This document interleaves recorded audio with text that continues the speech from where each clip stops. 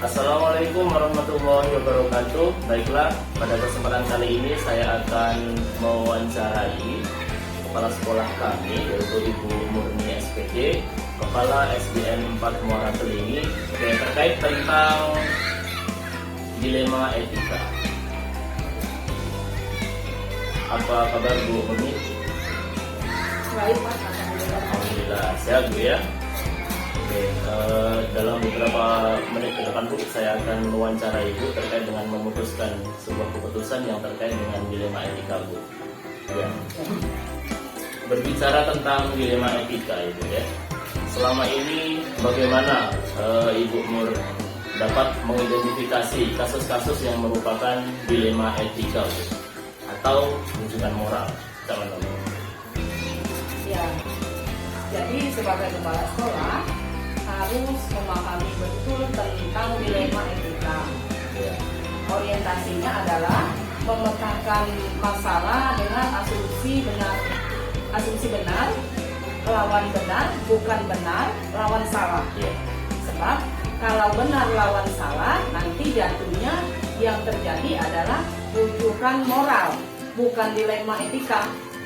Dari benar lawan benar, itulah nanti bisa ambil manakah yang paling sesuai dengan nilai kebajikan. Misalnya, nih ada anak yang suka berkelahi, hampir tiap hari berkelahi. Menurut aturan di sekolah, maka anak ini sudah seharusnya dapat hukuman. Namun di sisi lain ternyata anak ini adalah anak dari keluarga yang bermasalah, kurang kasih sayang dari ibu ayahnya. Nah, inikah sebuah dilema, Pak? Antara keadilan versus rasa kasih sayang. Adalah adil atau anak ini diberikan sanksi atas tindakan yang sering berkelahi. Tetapi juga merupakan tindakan yang benar kalau anak ini tidak dihukum. Sebab ada rasa kasihan karena dia adalah anak keluarga yang bermasalah. Jadi cukup dilema juga Bu ya. Di satu sisi dia melanggar aturan gitu ya. Tapi di sisi lain kasihan juga ini ayah ibunya bercerai, dia kemudian ikut dengan neneknya Bu ya, si Ilham gitu ya. Jadi ada kasihan juga sehingga ibu mengalami dilema.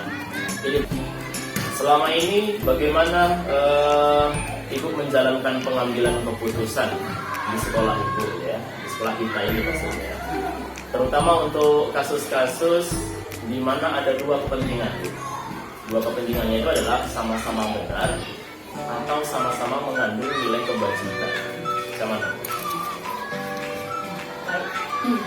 Jadi saat kita dihadapkan pada dua pilihan yang sama-sama benar, misalnya pada kasus yang saya sebut tadi, yaitu keadilan lawan rasa kasihan, maka saya akan mengambil satu keputusan berdasarkan prinsip yang saya pegang. Misalnya rasa peduli, itu kan?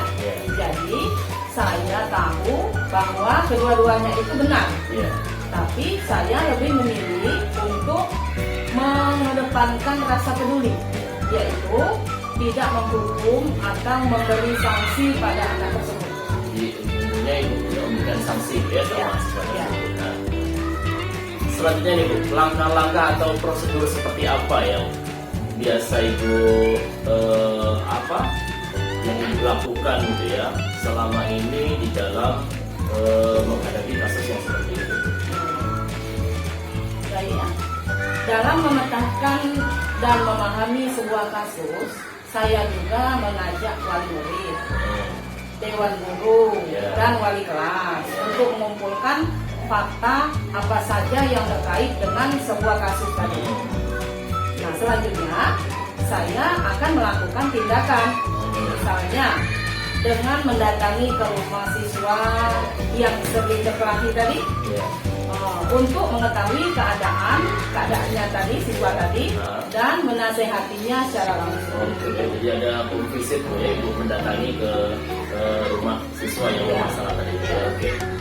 Hal-hal apa saja nih Bu? Hal-hal apa saja yang selama ini Ibu anggap bahwa ini tindakan yang efektif gitu, dalam mengambil sebuah keputusan terkait dengan kasus-kasus yang dilema etika? Hal-hal yang saya anggap efektif adalah terkait dengan kolaborasi, Pak. Kerjasama. Ya, bagaimana kita bersinergi dengan pihak lain. Ya. Ketika kita mampu berkolaborasi dengan baik, maka kita akan mendapatkan informasi yang jauh lebih valid. Nah, sepertinya, contoh, siswa ini sering berkelahi karena ternyata bapak ibunya bercerai. Ya. Contohnya kan, ibunya sudah menikah lagi misalnya kan, ya. Dan bapaknya juga sudah menikah lagi misalnya. Nah, dia sekarang tinggal diasuh oleh sama neneknya misalnya. Ya. Nah, ini merupakan modal awal untuk memutuskan sebuah keputusan. Ya, ternyata dia sekarang ini posisinya tinggal sama neneknya, ya. Tidak dengan ayah dan ibu. Ya. Kasihan juga sebenarnya ya. Ya. Berikutnya nih Bu, hal-hal apa saja yang selama ini merupakan tantangan ya, atau rintangan yang Ibu hadapi dalam pengambilan keputusan pada kasus-kasus yang dilema etika? Ya, sebagai kepala sekolah ya, yang akan memutuskan perkara yang dilematis tentu bukan hal yang mudah. Ya. Tantangan dalam pengambilan keputusan pada kasus-kasus dilema etika adalah saat mengkomunikasikannya dengan pihak lain, baik guru, wali kelas, wali siswa.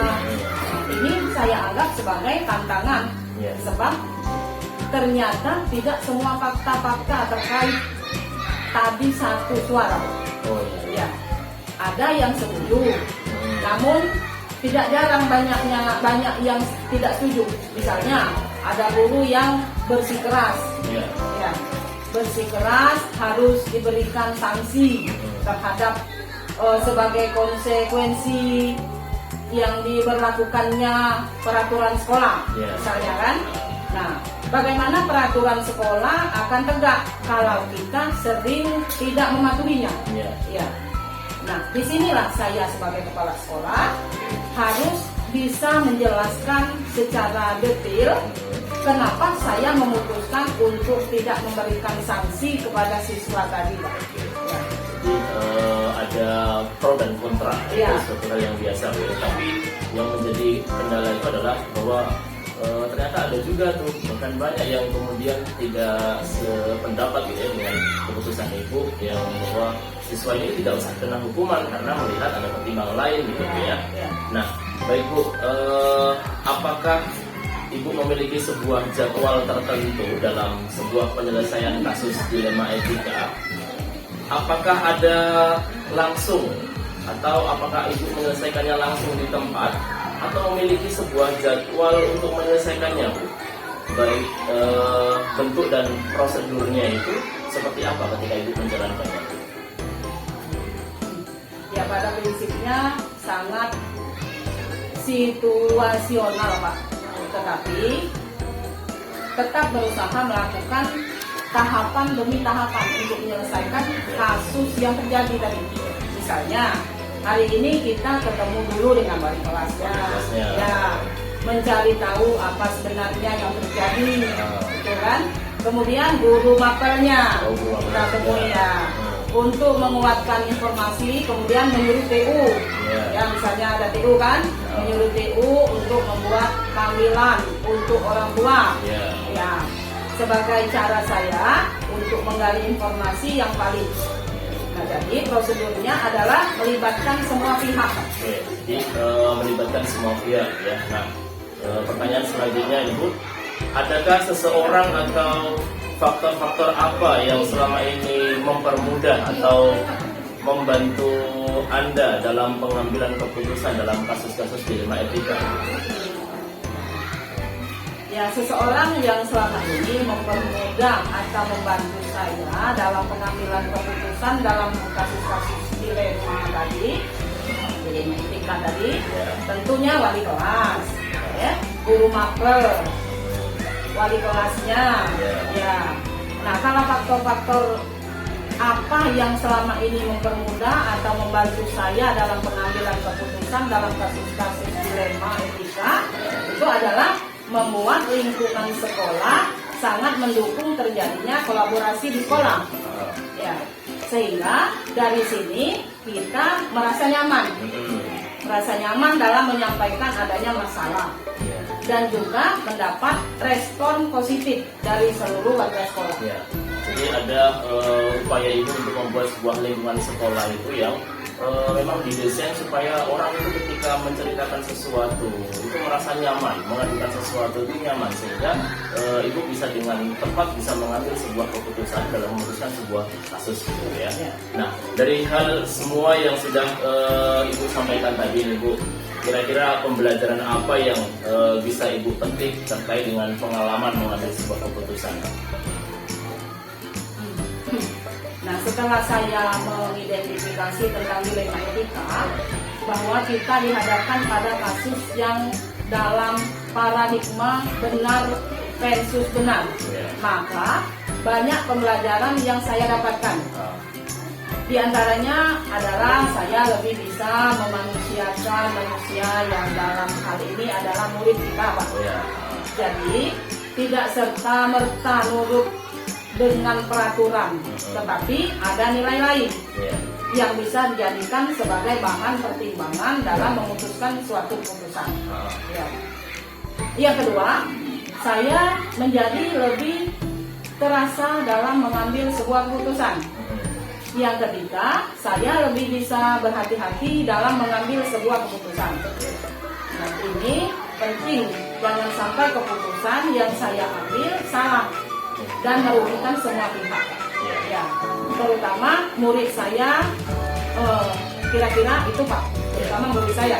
Itu. Jadi ada satu kalimat yang menarik nih di kalimat yang ibu sampaikan tadi bahwa jangan sampai ibu ini sebagai kepala sekolah salah di dalam mengambil sebuah keputusan gitu ya, yang akhirnya nanti berdampak kepada ujung-ujungnya adalah tidak berpihak kepada siswa gitu ya. Oke, terima kasih Bu untuk waktunya kali ini dalam kegiatan wawancara. Terima kasih. Assalamualaikum warahmatullahi wabarakatuh. Waalaikumsalam warahmatullahi wabarakatuh.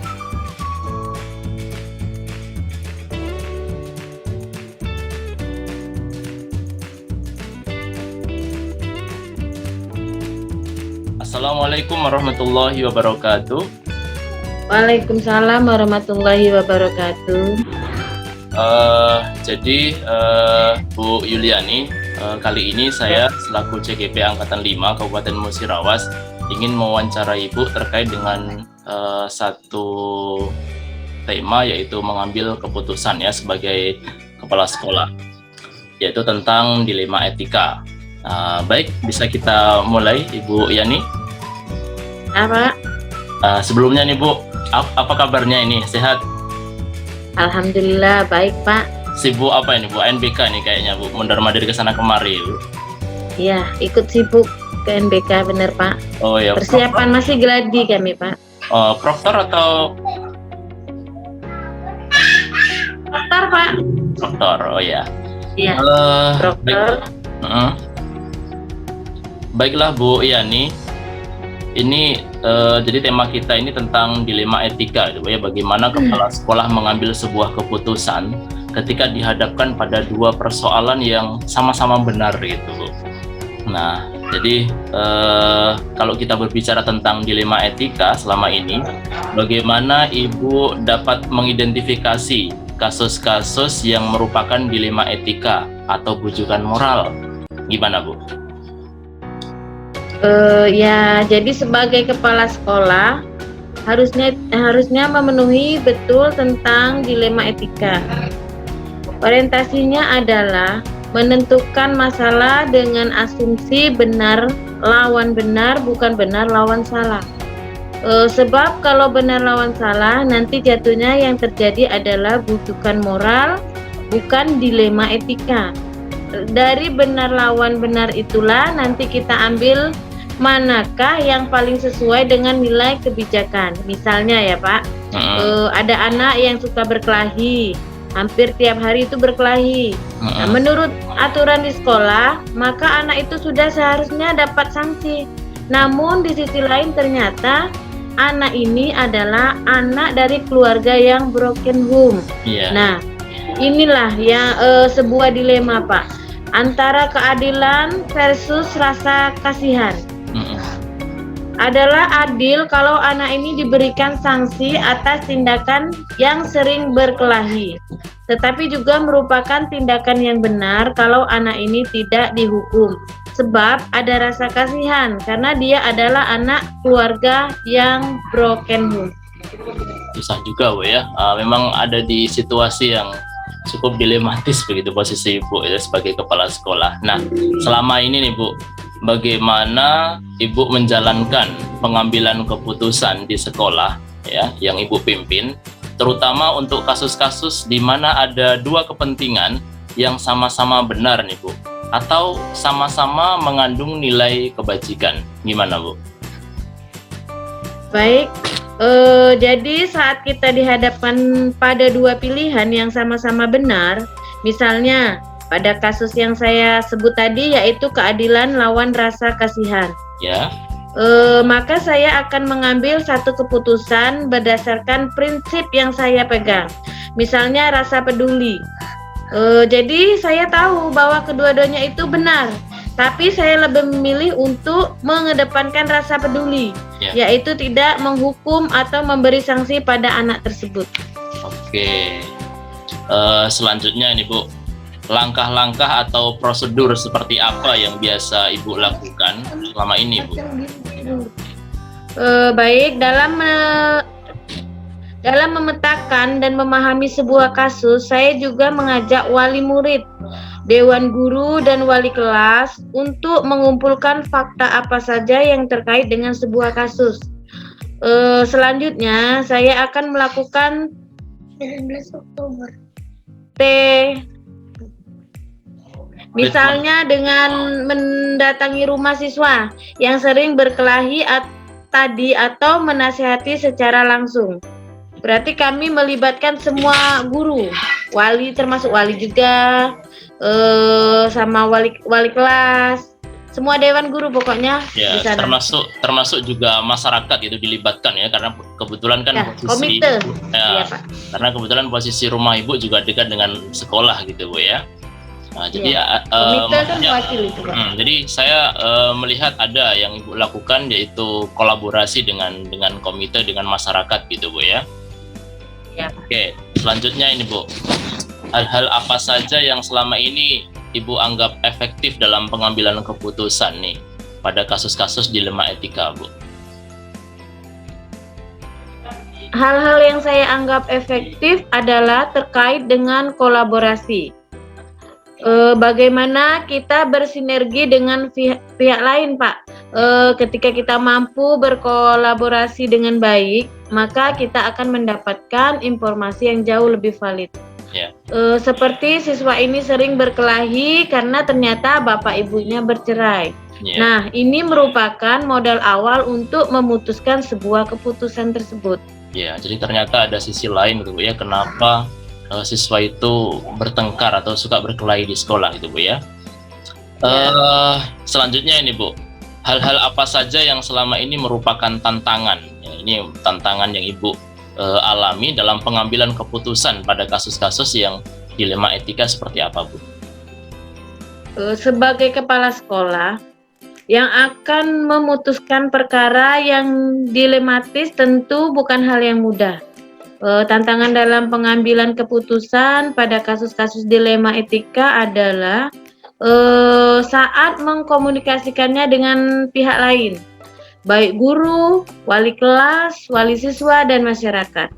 Nah, ini yang dianggap sebagai tantangan, sebab ternyata tidak semua pihak-pihak terkait tadi satu suara. Ada yang setuju, namun tidak jarang, bahkan banyak yang tidak setuju. Misalnya ada guru yang bersikeras harus diberikan sanksi terhadap sebagai konsekuensi diberlakukannya peraturan sekolah. Bagaimana peraturan sekolah akan tegak kalau kita sering tidak mematuhinya? Nah, disinilah saya sebagai kepala sekolah harus bisa menjelaskan secara detail kenapa saya memutuskan untuk tidak memberikan sanksi kepada siswa tersebut. Ya, oke, saya bisa menangkap itu, Bu. Artinya tidak semua karena lain-lain kepala dia, lain-lain isinya, lain juga pendapatnya gitu, Bu ya. Baik, Bu. Iya, Pak. Apakah Ibu memiliki sebuah jadwal tertentu gitu ya, schedule gitu ya dalam sebuah penyelesaian kasus dilema etika ini, Bu? Atau apakah langsung diselesaikan di tempat atau memiliki sebuah jadwal untuk menyelesaikannya? Bentuk atau prosedurnya seperti apa yang biasa Ibu lakukan, Bu? Pada prinsipnya sangat situasional, Pak, tapi tetap berusaha melakukan tahapan demi tahapan untuk menyelesaikan kasus yang terjadi. Misalnya hari ini kita ketemu dulu dengan wali kelas, mencari tahu apa sebenarnya yang terjadi. Nah, kemudian guru mapel untuk menguatkan informasi, kemudian menyuruh TU untuk membuat panggilan untuk orang tua sebagai cara saya untuk memanggil informasi yang valid. Jadi prosedurnya adalah melibatkan semua pihak. Ya, jadi berkolaborasi atau melibatkan semua pihak gitu ya. Nah, adakah seseorang atau faktor-faktor apa yang selama ini mempermudah atau membantu Ibu dalam pengambilan keputusan dalam kasus-kasus dilema etika, Bu? Seseorang yang selama ini mempermudah atau membantu saya dalam pengambilan keputusan dalam kasus-kasus dilema etika tentunya wali kelas, terus guru mapel dan wali kelas. Kalau faktor-faktor yang selama ini mempermudah atau membantu saya dalam pengambilan keputusan dalam kasus-kasus dilema etika adalah membuat atmosfer sekolah sangat mendukung terjadinya kolaborasi di sekolah. Sehingga dari sini kita merasa nyaman dalam menyampaikan adanya masalah dan juga mendapat respon positif dari seluruh warga sekolah tentunya. Oke. Selanjutnya ini, Bu, dari semua hal yang telah Ibu sampaikan tadi, pembelajaran apa ya, Bu, yang bisa kita dapat ya, kita petik dari pengalaman Ibu mengambil keputusan dilema etika, Bu?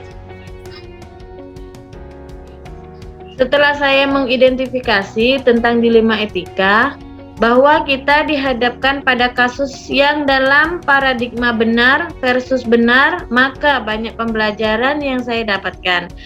Di antaranya adalah saya lebih bisa memanusiakan manusia, yang dalam hal ini adalah murid kita sendiri. Jadi tidak serta-merta dengan peraturan, tetapi ada nilai lain yang bisa dijadikan sebagai bahan pertimbangan dalam memutuskan suatu keputusan. Yang kedua, saya menjadi lebih terasa dalam mengambil sebuah keputusan. Tentu keputusan yang tepat ya, Pak ya. Nah, ini bisa dilihat dari siswa yang berkasus tadi, bisa bangkit dan kembali ke komunitasnya dengan menjadi lebih baik lagi. Yang ketiga, saya lebih bisa berhati-hati dalam mengambil sebuah keputusan. Ini penting, jangan sampai keputusan yang saya ambil salah dan merugikan semua pihak, terutama murid. Saya kira itu, Pak. Ya. Jadi ada banyak pembelajaran yang bisa didapat gitu ya sebagai kepala sekolah di dalam mengambil sebuah keputusan yang sifatnya adalah dilema etika gitu ya. Nah, baiklah Ibu Yuliani, terima kasih banyak atas waktunya sehingga kita bisa wawancara pada kesempatan kali ini. Semoga ke depan ya kita semua semakin terampil, khususnya Ibu sebagai kepala sekolah ya, untuk bisa mengambil sebuah keputusan yang tentunya bisa berpihak kepada murid. Saya kira begitu. Terima kasih banyak Ibu atas waktunya. Terima kasih. Wassalamualaikum warahmatullahi wabarakatuh. Waalaikumsalam warahmatullahi wabarakatuh.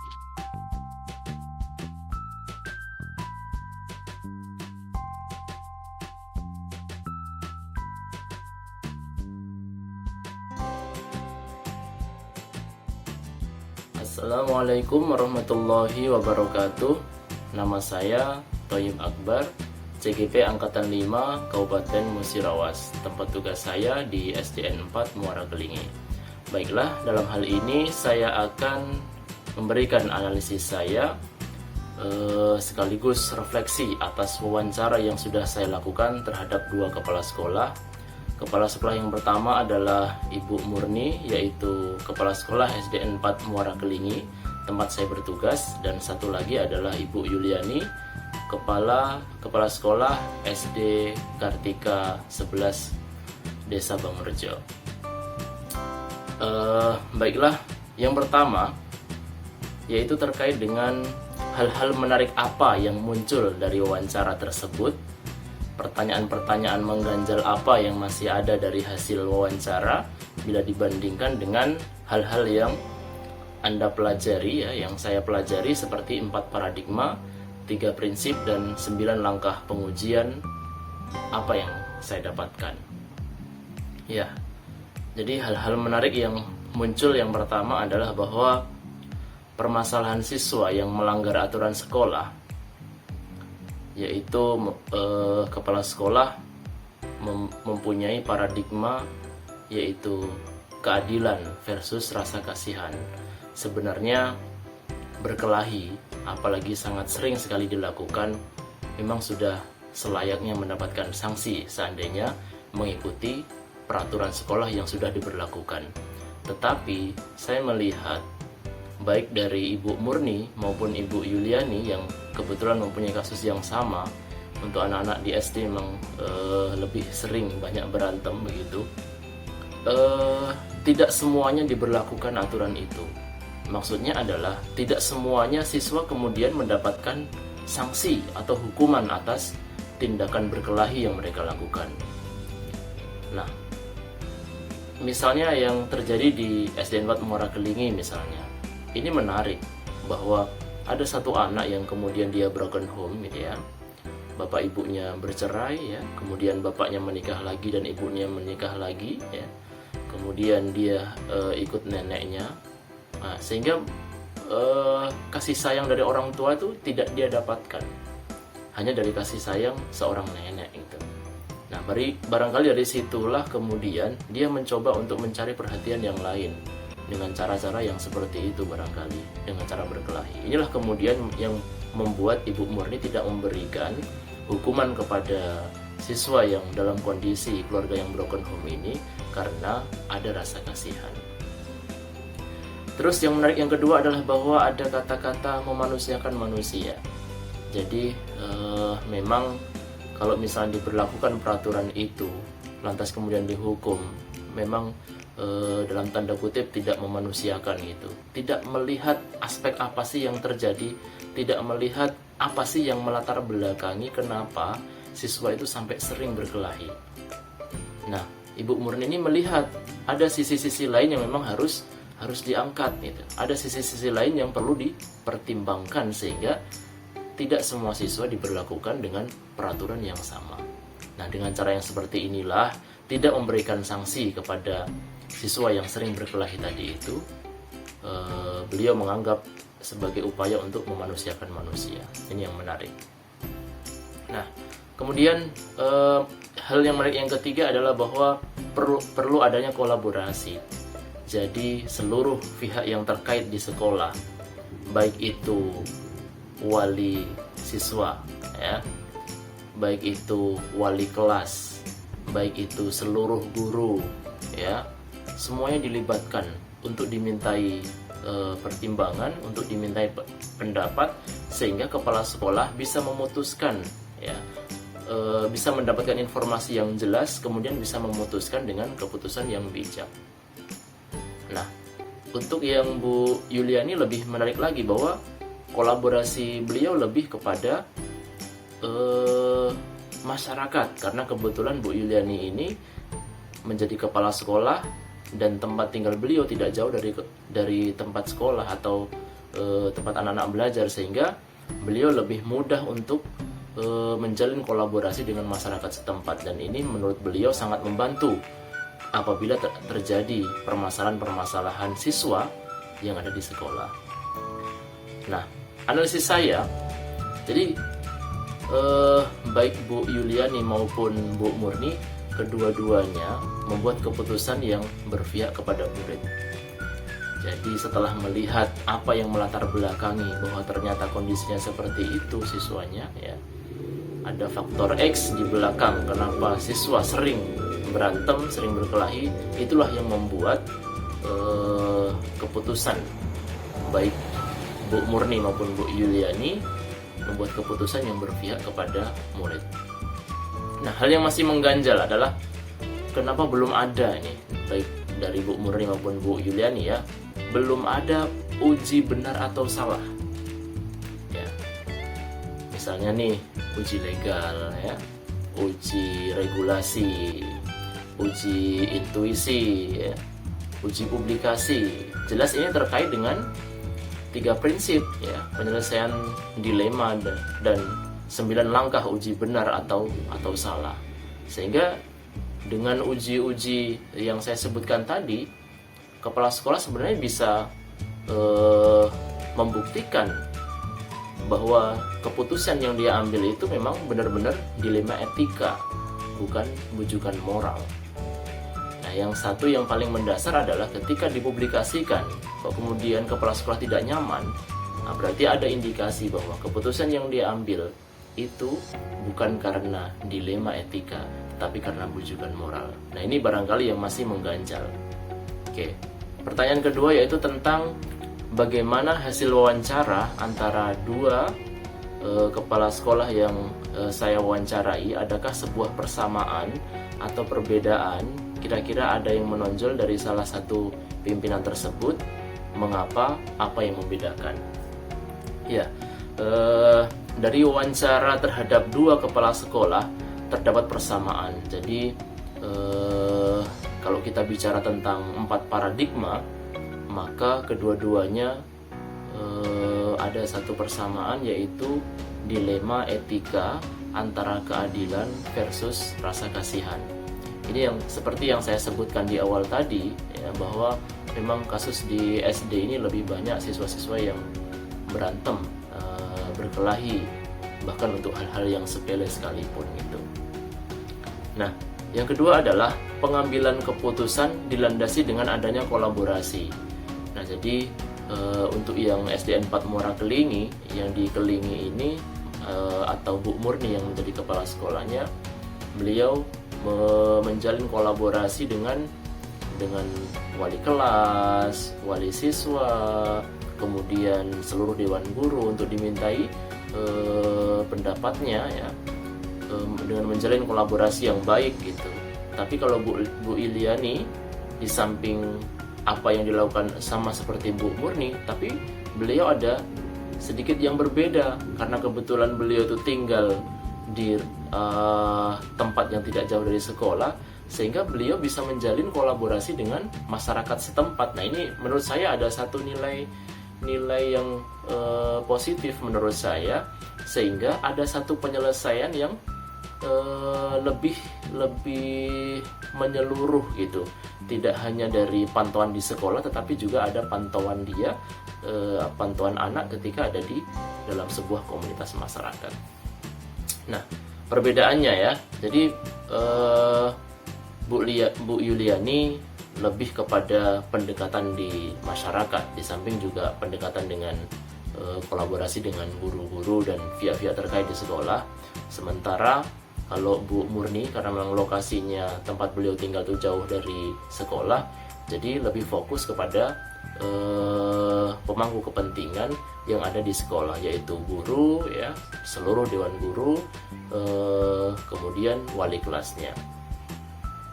Selanjutnya adalah pertanyaan ketiga, apa rencana ke depan para pimpinan dalam menjalani pengambilan keputusan yang mengandung unsur dilema etika? Bagaimana mereka bisa mengukur efektivitas pengambilan keputusan mereka? Ya, jadi seperti apa yang disampaikan oleh Bu Murni maupun Bu Yuliani, kedua-duanya punya rencana ke depan bahwa ingin lebih kolaboratif, bahwa menjalin kerjasama dengan seluruh dewan guru, wali kelas terutama, karena wali kelas adalah yang lebih banyak tahu tentang kondisi, tentang karakter siswa yang ada di kelasnya. Juga barangkali pantauan dari guru-guru lain yang ada dalam sekolah tersebut. Nah, kepala sekolah perlu mendapatkan fakta, perlu mendapatkan data-data yang valid ya dari guru-guru tersebut ya, sehingga bisa memutuskan dengan keputusan yang bijak. Ya. Ketika itu terkait dengan dilema etika, maka bisa memutuskan etika mana sih yang kemudian lebih cenderung ya, dipilih oleh kepala sekolah di dalam memutuskan. Jadi kedua-duanya, kalau Bu Yuliani lebih ingin meningkatkan lagi kolaborasi, yaitu dengan menjalin kerjasama dengan masyarakat, karena beliau ingin lebih detail mengetahui kondisi siswanya ketika ada di dalam sebuah komunitas masyarakat. Di rumah ya, kebiasaannya seperti apa, itu jauh lebih mudah terpantau.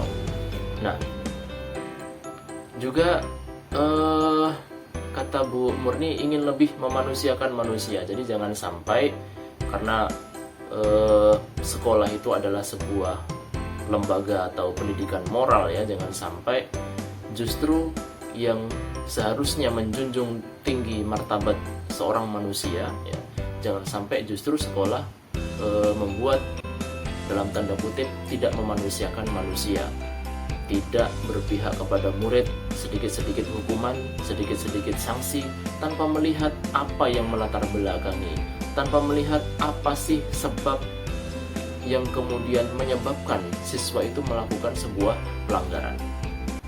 Kemudian untuk menunjukkan atau mengukur efektivitas pengambilan keputusan mereka itu, mereka mengujinya dengan ketika siswa itu berkasus dan kemudian kita adakan melakukan sebuah pendekatan, maka dia akan lebih baik ya, saat kembali kepada komunitasnya. Jadi ada perubahan. Jadi kedua kepala sekolah ini mengukur efektivitas pengambilan keputusan mereka itu dilihat dari ada tidak perubahan di siswa yang berkasus tadi itu. Kalau siswa yang berkasus tadi itu kemudian berubah menjadi lebih baik lagi dan kembali ke komunitasnya dalam keadaan yang jauh lebih nyaman, jauh lebih positif, maka beliau mengatakan berarti tindakan pengambilan keputusan yang diambil itu sudah efektif. Kemudian yang keempat, yang terakhir, bagaimana ya Anda sendiri akan menerapkan pengambilan keputusan dilema etika pada lingkungan Anda, pada murid-murid Anda, dan pada kolega guru-guru Anda yang lain, kapan Anda menerapkannya. Ya, terkait dengan tempat tugas saya di SDN 4 Muara Kelingi, saya akan mencoba untuk menerapkan 4 paradigma, 3 prinsip, dan 9 langkah pengujian. Ke depan ya, saya ingin menerapkan di tempat saya tugas bagaimana saya akan lebih belajar lagi tentang bagaimana memahami paradigma, cara berpikir ketika mendapati sebuah kasus itu. Ini masuk dalam kategori yang apa? Apakah individu versus kelompok? Ataukah ini keadilan versus rasa kasihan? Atau kebenaran versus kesetiaan? Atau jangka pendek versus jangka panjang? Ini adalah 4 paradigma yang senantiasa harus saya coba untuk pelajari dan terus diasah, sehingga ketika mendapati sebuah kasus saya bisa langsung menempatkan, oh ini itu masuk misalnya keadilan versus rasa kasihan misalnya, seperti misalnya kepada kasus siswa yang berantem tadi itu, yang sering berantem, lebih mudah untuk masuk ke dalam kategori paradigma berpikir yang mana.